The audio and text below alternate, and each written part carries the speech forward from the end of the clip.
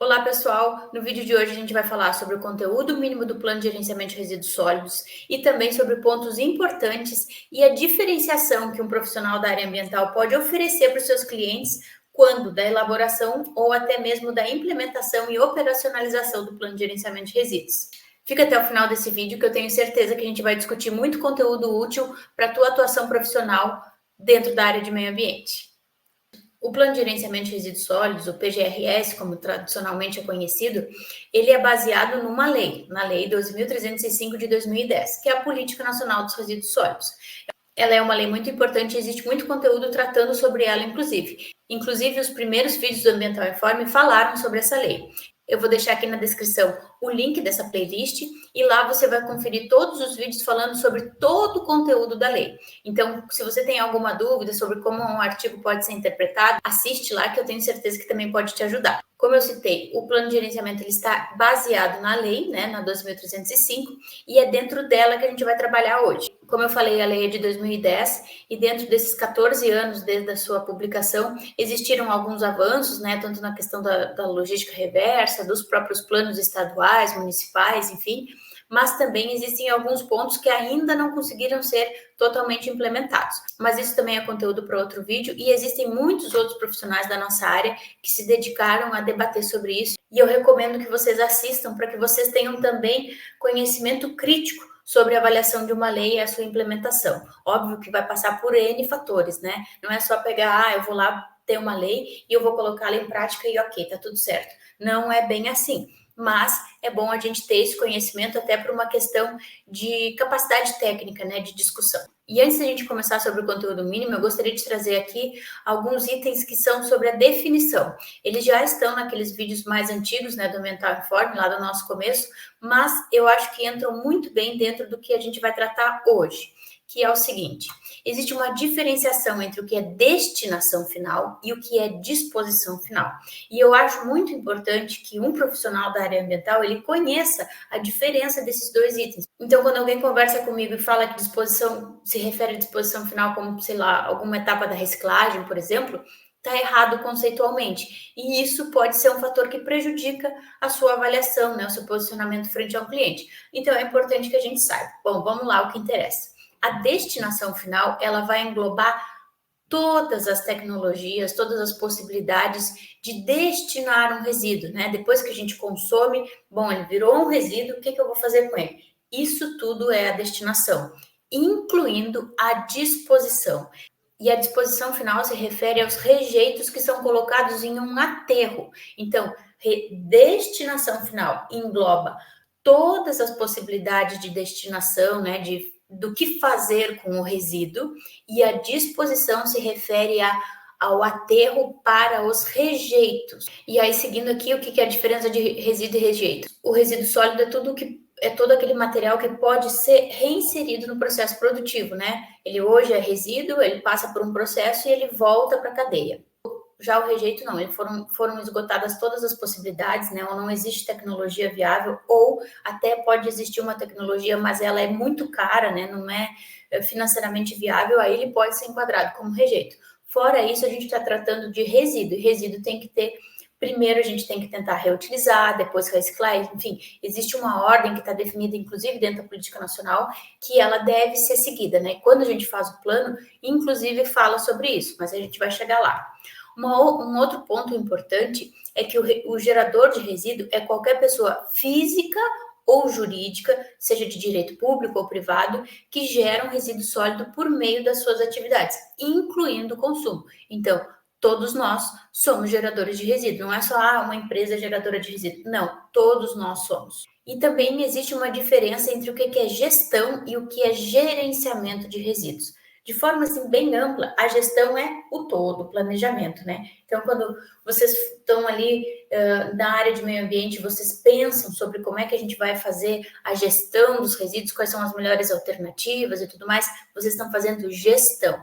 As etapas de coleta, transporte, transbordo, armazenamento são o gerenciamento de fato, é a parte mais operacional, certo? Então, gestão é o amplo e o gerenciamento está dentro da gestão, e são as etapas mais operacionais. Seguindo dentro da lei, dentro do título 3, né, que fala das diretrizes aplicáveis aos resíduos, no capítulo 1 ele vai trazer o artigo 13, que faz o seguinte, ele trata sobre a classificação dos resíduos.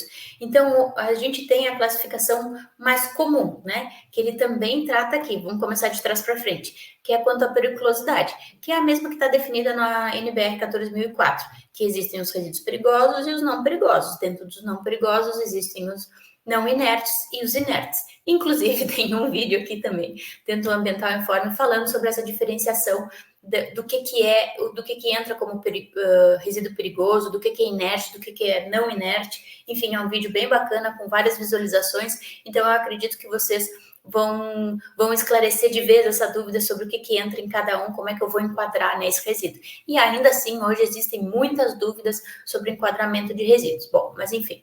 Então, dentro desse artigo 13, vai falar sobre quanto à periculosidade, que já é algo mais comum, né, digamos assim, mas também vai classificar os resíduos quanto à origem. E por que essa classificação é importante? Porque é dentro dela que é definido a necessidade de fazer o plano de gerenciamento de resíduos. Então, ele vai trazer no item A, né, os resíduos domiciliares, o B é sobre limpeza urbana, o C é sobre resíduos sólidos urbanos, o D é sobre estabelecimentos comerciais e prestadores de serviço. Aí o E, o F e o G são, assim como o K, eles são obrigatórios de ter plano de gerenciamento de resíduos. E qual é cada um deles? O E é sobre os serviços públicos de saneamento básico. O F é sobre os resíduos industriais, que eu acredito que seja a maior gama de mercado da maioria dos profissionais. O G é sobre os resíduos do serviço de saúde e o K é referente a resíduo de mineração, tá? A gente ainda tem o H, que fala da resíduo da construção civil, o I, que é sobre os agro-silvopastoris, e o J, que é sobre os serviços de transporte. E dando sequência e chegando na parte que fala sobre o plano de gerenciamento de resíduos sólidos, porque ele traz, né, os planos municipais, os planos estaduais, o plano nacional, enfim. E aí, na seção 5, ele vai tratar do plano de gerenciamento de resíduos sólidos. Então, ele vai dizer que, primeiro, então ele vai trazer no artigo 20 quais são as atividades que são sujeitas, né, a terem um plano de gerenciamento. Então, como eu falei, é o E, o F, o G e o K. O E é saneamento, o F é industrial, o G é saúde e o K é de mineração. Ele também vai falar que é obrigado a ter plano de gerenciamento os estabelecimentos comerciais e de prestação de serviço que gera resíduo perigoso. Gerou resíduo perigoso, precisa ter plano de gerenciamento de resíduos sólidos. E também aqueles outros empreendimentos que, mesmo gerando só resíduos não perigosos, não se equiparem aos resíduos domiciliares, né? Então, vamos supor assim, um comércio de alimentos, né? Um supermercado. Ele vai ter, na grande maioria, resíduos só não perigosos. Óbvio que ele vai gerar alguma coisa de resíduo perigoso, pode ter uma manutenção ali dentro do próprio supermercado, alguma estopa com óleo, alguma coisa assim. Mas vamos supor que ele não gerasse, tá? O resíduo que é gerado dentro do supermercado é comparado à casa de vocês, por exemplo? Se vamos pensar numa casa com 4 pessoas. Óbvio que não. Existem caçambas que saem de resíduos para reciclagem, né, de papel e plástico, o volume é muito alto. Também tem todas as frutas, legumes e verduras, né, o famoso FLV, que é gerado e que tem que ser destinado também. Todos os outros alimentos que vencem e eles têm que ser destinados, alguns vão ser encaminhados para rejeito, mas a maioria pode ser encaminhado para compostagem, por exemplo. Então, esse tipo de estabelecimento também precisa de plano de gerenciamento de resíduos. O artigo 20 ainda vai dizer que as empresas de construção civil, nos termos de regulamento e normas específicas, né, do Sistema Nacional de Meio Ambiente, também vão ter que apresentar plano. E também ele traz que os terminais, eles também vão precisar de plano de gerenciamento de resíduos sólidos, né, nos termos do regulamento ou de normas específicas dos órgãos do Sistema Nacional de Meio Ambiente, ou até mesmo da Vigilância Sanitária. E lembram lá do vídeo da semana passada que a gente falou sobre a AF? Então, um transportador, quando vai retirar o resíduo de um terminal, como por exemplo um porto, um aeroporto, vai precisar da AF para poder atender. Então, se você não assistiu esse vídeo, também recomendo que você assista. E chegando então ao que nós nos propomos aqui nesse vídeo, que é falar sobre o conteúdo mínimo. E por que falar sobre o conteúdo mínimo do plano de gerenciamento de resíduos sólidos? Porque dentro dessa minha trajetória profissional, uma curiosidade, o meu primeiro emprego formal foi para fazer plano de gerenciamento de resíduos. porque eu me formei em 2012 e tinha um boom, né, de demanda de plano de gerenciamento de resíduos sólidos. Então, eu atuei muito tempo dentro disso, fazendo plano de gerenciamento, seja para empresa pequena, média, grande e de diversos ramos. Isso foi muito bacana porque me deu bastante conhecimento sobre como eram os processos produtivos e ver a diferenciação de como é o gerenciamento de uma empresa de determinado setor, de determinado porte, de uma cidade, enfim. Então, isso é muito legal para que a gente conheça. Então, quando vocês fizerem um plano de gerenciamento, bom, aqui a gente vai tratar sobre o conteúdo mínimo, mas realmente é importante que vocês conheçam o processo produtivo daquela empresa, conversem com o responsável pela área de meio ambiente, conversem com os profissionais que estão envolvidos, seja na parte da geração, né? Eu tenho uma empresa. E será que aquela área, aquele setor da empresa não precisa que tenha uma lixeira mais próxima, uma lixeira maior? O plano de gerenciamento de resíduos sólidos é para isso. Não é um documento que eu vou só entregar no órgão ambiental e está tudo certo. O plano de gerenciamento de resíduos sólidos, ele foi feito para instrumentalizar a operação. Então, é uma etapa de gestão. Eu estou pensando na melhor forma de fazer o acondicionamento do resíduo, a coleta interna, o armazenamento, depois o transporte e a destinação final. Então, eu estou pensando em cada uma dessas etapas. Então, é muito importante que vocês conversem com as pessoas. Isso se vocês não trabalharem nessa empresa, né? Eu estou pensando mais num ramo assim de assessoria, né? De prestação de serviço. Então, mas se vocês trabalharem na empresa, a mesma questão. Ah, eu trabalho aqui, eu já conheço tudo. Não é bem assim. Vocês não estão ali no dia a dia, vocês não sabem se vocês têm que andar 50, 100 metros para achar uma lixeira para colocar um determinado resíduo. Então, é muito importante que se conheça a operação. Essa é a primeira dica e ela é realmente essencial. E uma outra questão que envolve a importância da gente tratar sobre isso nesse vídeo é que dentro desse meu tempo de atuação profissional, eu já vi planos de gerenciamento de diversas formas. Alguns até sem todo o conteúdo mínimo. E muitos deles são muito extensos, né? Eles trazem muitas informações que não são necessárias. E como eu falei antes, o objetivo do plano é instrumentalizar a operação, é servir como um guia. Então, se uma outra pessoa pegar lá e ler o plano de gerenciamento, ela vai ter que saber como é que funciona o gerenciamento dos resíduos dentro da empresa de vocês ou dentro da empresa que vocês prestaram o serviço. Então, é importante que se faça isso com capricho, para que a gente possa ter uma informação útil, de fato. Entrando, então, dentro do conteúdo mínimo, o primeiro item é a descrição do empreendimento ou da atividade. Então, a gente identifica lá, né, o que a empresa faz, qual é o ramo de atuação dela. Porque com essa informação, ao longo dos anos, né, conforme vocês vão conhecendo os processos produtivos, vocês vão sabendo, bom, alimento gera isso, indústria metalúrgica gera isso. Então, vocês vão conhecendo. Então, essa é uma informação importante. Depois, o diagnóstico dos resíduos, né, gerados ou administrados, contendo origem, volume, caracterização dos resíduos e também incluindo passivos ambientais. Os passivos ambientais são aqueles resíduos que estão lá há muito tempo e não se sabe muito bem o que fazer com eles. E aí, dentro disso, eu atendi algumas empresas que elas, inclusive, tinham aterros dentro do pátio da empresa. Por que isso acontecia? Porque são empresas muito antigas e antigamente não existia nem opção de onde tu destinar o teu resíduo. Então, às vezes, a opção que se tinha era abrir uma vala no pátio da empresa. Óbvio que as empresas dispunham de muito mais terreno, né? Então, não é como é hoje, na maioria dos casos, mas, enfim, elas aterravam ali e era a opção daquele momento, né? Então, esse passivo ele tem que ser identificado, verificado se existe uma contaminação, né, por conta dessa prática e realizada a remediação daquela área ou, no mínimo, monitoramento. Então, as empresas, elas comunicam o órgão ambiental e aí se faz um trabalho. E dentro disso, eu vou fazer um adendo aqui que eu considero muito importante, que eu aprendi dentro desses anos de atuação. Quando uma empresa vai se instalar em uma área, é muito importante que ela solicite análises do solo. Por quê? Porque depois que vocês estão instalados com a atividade ali, enfim, vocês compraram um pavilhão, enfim, vão fazer a sua atividade lá, começa a brotar um óleo do chão, alguma contaminação, enfim, vocês descobrem que ali está enterrado um resíduo.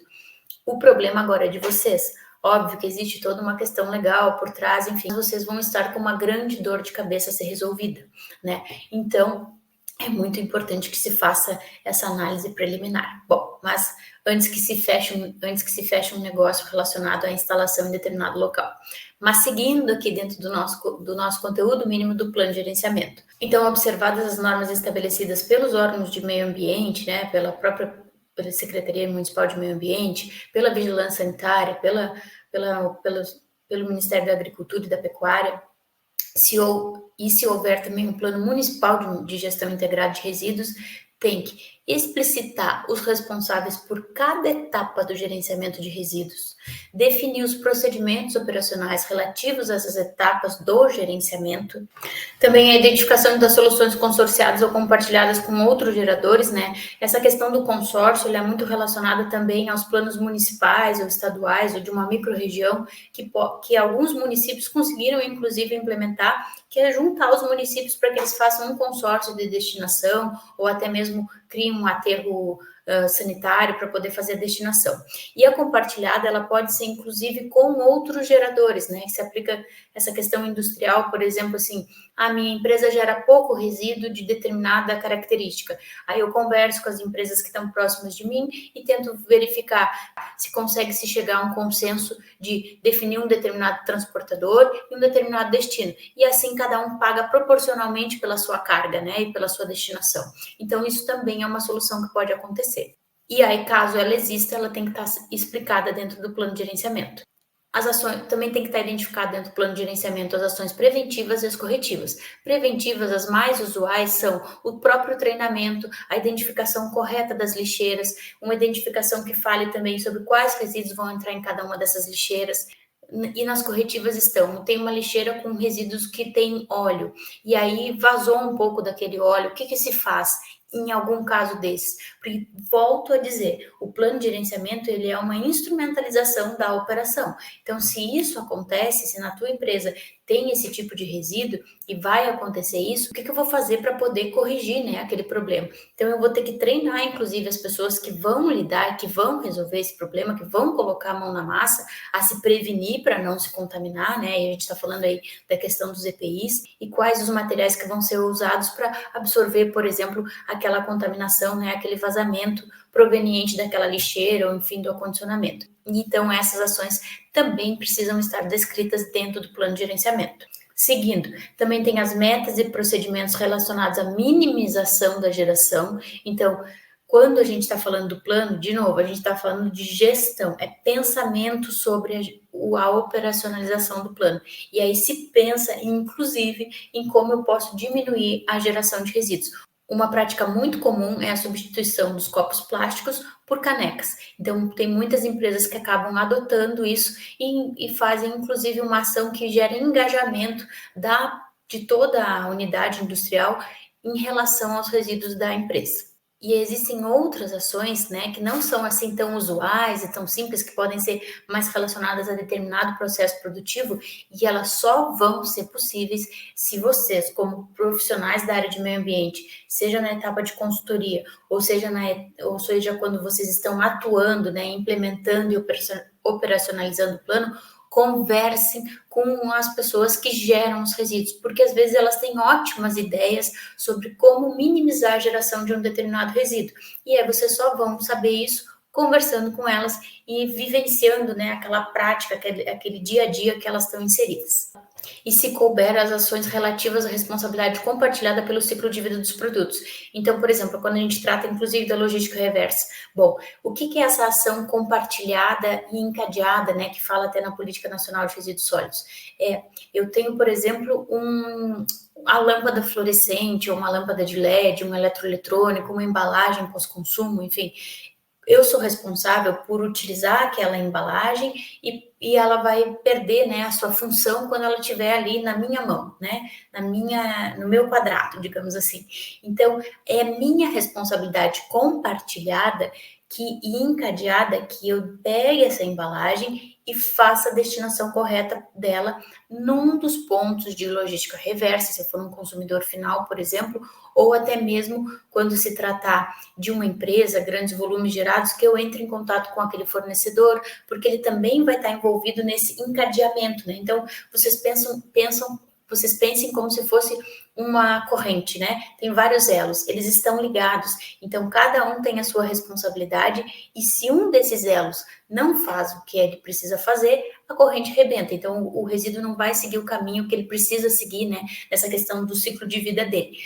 Então, é muito importante que se conheça, inclusive, quais são os destinos mais nobres, né? Quais os resíduos que já têm uma operacionalização da logística reversa e que eu, como consumidor final ou como uma empresa, faça a destinação conforme já está estabelecido e funcionando, né? Essa prática de logística reversa. Também tem as medidas saneadoras dos passivos ambientais, que eu comentei ali antes. Então, quando se sabe que tem um passivo ambiental relacionado a um resíduo dentro da empresa, tem que se comunicar ao órgão ambiental e tem que ser adotadas as medidas, né? Dependendo do que for, existe um estudo específico, enfim, e um cronograma, né? Definido um plano com ações e tempos e movimentos, digamos assim, que devem ser seguidos para que a gente retire aquele resíduo de lá, ou no mínimo controle e minimize os impactos que eles vão causar. A gente também tem a questão do período da revisão. Não adianta nada fazer um plano e daqui a 10 anos voltar nele, não dá.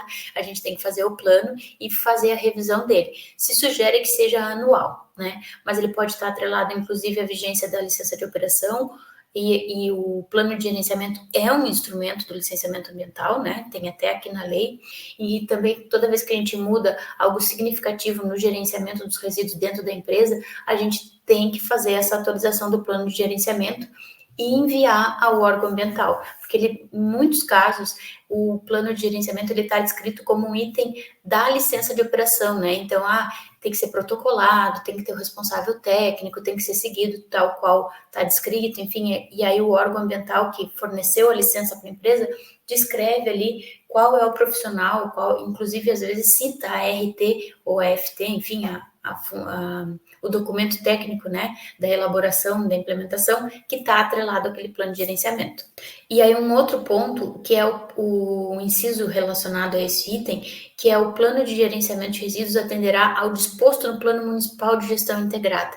Então, se vocês estão atendendo uma empresa que ela é de determinada cidade, às vezes não é nem a cidade que vocês atuam mais frequentemente, é muito importante que vocês entrem em contato com o órgão ambiental do município, verifiquem se tem plano de gerenciamento e também verifiquem se existe algum item dentro daquele plano de gerenciamento municipal que a empresa, por estar estabelecida naquela cidade, precisa atender. Dentro, né, desse tempo que eu faço plano de gerenciamento, são poucos os casos que há itens específicos, mas tinha um deles que falava exatamente sobre essa necessidade de enviar as informações em determinada periodicidade, né? Então, estava já descrito dentro do plano municipal, então a empresa tem que seguir. Um outro ponto que está aqui, que é a inexistência do Plano Municipal de Gestão de Resíduos, não exime as empresas responsáveis por ter plano de não fazer. O município não tem, então eu não vou fazer. Não, isso não é desculpa. Tem que fazer, tá? Então, se a tua empresa está enquadrada ali dentro daqueles itens que a gente viu anteriormente, né, dentro daquelas atividades, ela precisa sim fazer plano de gerenciamento. No artigo 22, traz a questão do responsável técnico, e aqui eu gostaria de chamar a atenção por uma questão. Existe a elaboração do plano, a implementação, a operacionalização e o monitoramento. Pode existir um profissional para todas essas etapas e pode existir vários profissionais para cada uma delas, ou um que seja só responsável pela elaboração e depois a implementação, operacionalização e monitoramento seja executada por outros profissionais, e isso precisa estar descrito. Isso acontece muito quando, por exemplo, uma empresa contrata o plano de gerenciamento de uma assessoria, né? A assessoria vai ser responsável pela elaboração, não sobre as demais etapas. A não ser, óbvio, que exista um contrato relacionado a isso, mas aí é um atendimento bem diferenciado, né? Existe uma periodicidade de visitas, um acompanhamento, enfim, aí a gente entra dentro de outras questões que podem ser discutidas no futuro. E aí aqui fala, né, dessa questão da renovação e tudo mais, que os responsáveis pelo plano de gerenciamento têm que manter o órgão ambiental licenciador, né, atualizado sobre esse plano de gerenciamento, tanto pela elaboração quanto implementação e operacionalização.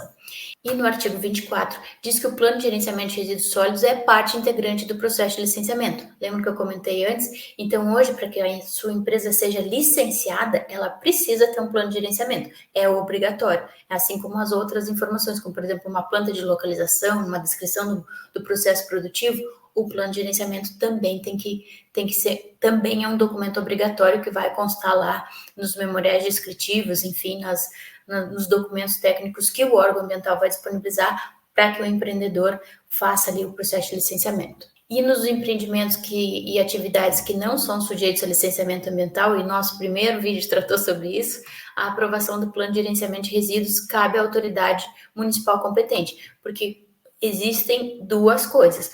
Uma é a empresa de vocês ter uma atividade que não se enquadra no licenciamento, né? A gente falou disso lá no primeiro vídeo, mas isso não quer dizer que a minha atividade não se enquadre aqui dentro da Política Nacional de Resíduos Sólidos como uma atividade obrigatória a ter plano de gerenciamento. Porque, por exemplo, eu posso ter uma atividade industrial, ok, é obrigatório, a gente já viu lá, mas ela não pode ser tão pequeno e de uma atividade que não tem tanto potencial de impacto, e aí dentro da legislação do estado, do município, vai dizer que eu sou isento do licenciamento ambiental até determinado tamanho. Mas, de novo, eu sou isento do licenciamento, da legislação municipal, do estado, enfim, mas eu não estou isento do plano de gerenciamento, que aí está dentro da Política Nacional de Resíduos Sólidos. Então, isso é uma questão bem importante que a gente não pode deixar passar. E para finalizar o nosso vídeo, eu gostaria de falar sobre alguns pontos que podem servir como uma diferenciação. Como, por exemplo, quando eu comecei na minha atuação profissional fazendo plano de gerenciamento, dependendo do pacote, digamos assim, que o empreendimento comprava em relação ao plano de gerenciamento, a gente identificava todas as lixeiras dentro de uma planta, né? Aí eu usava lá o AutoCAD, enfim, identificava, ó, tinha uma legenda, esse quadradinho azul desse tamanho é uma lixeira de tantos litros, enfim. Aqui são os pontos onde tem que ser colocadas as lixeiras. Como eu pontuei várias vezes dentro desse vídeo, o plano de gerenciamento é um instrumento da operacionalização do gerenciamento de resíduos. Então, quanto mais informações práticas eu tiver sobre como deve ser feito esse gerenciamento, melhor, mais fácil, é um manual. Então, mais fácil fica de ser, de fato, operacionalizado, implementado e rodar de uma forma ok, conforme estava descrito ali, certo?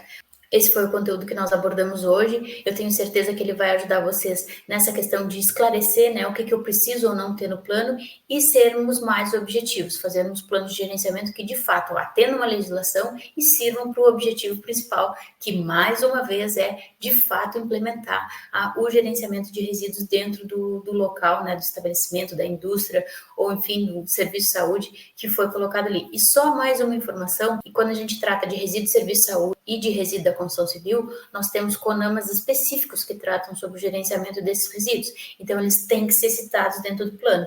Eu atuo aqui na região sul do Rio Grande do Sul e existe um município aqui que tem uma legislação que fala que as empresas, quando elas fazem uma obra, quando elas geram resíduo da construção civil, elas precisam ter um plano de gerenciamento de resíduos da construção civil, né? Vamos supor que lá, quando eu fiz o meu primeiro plano de gerenciamento, não existia essa previsão de geração de resíduos sólidos da construção civil, mas agora eu vou ter uma obra, então é obrigatório que se tenha um plano de gerenciamento relacionado a essa geração, né, de resíduo da construção civil e que se contrate empresas que tenham um cadastro prévio com essa Secretaria de Meio Ambiente. Então, existem normativas específicas, né, além da própria CONAMA. Então, é importante que vocês conheçam e atendam às legislações diferentes que vão existir em cada localidade, certo? Um abraço e até a semana que vem.